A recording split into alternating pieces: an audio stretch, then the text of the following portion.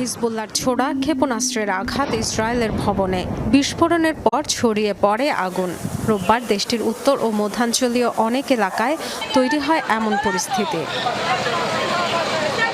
Lebanon থেকে ছোড়া ঝাঁকে ঝাঁকে মিসাইল ও ড্রোন মোকাবেলায় রাতভর ব্যস্ত ছিল ইসরায়েলের প্রতিরক্ষা বিভাগ। সব অবশ্য ঠেকাতে পারেনি। অনেকগুলোই আঘাত এনেছে উত্তর ও মধ্যাঞ্চলে। উত্তরে নাহারিয়া, মধ্যাঞ্চলে পেতাহ তিকভা এবং ইসরায়েলের তৃতীয় বৃহত্তম নগরী হাইফা ছিল রোববারের অভিযানের মূল টার্গেট। সতর্কতামূলক সাইরেন শুনে বাংকারে বা নিরাপদে আশ্রয় নিয়েছে বাসিন্দারা। তাই বড় ধরনের প্রাণহানি হয়নি।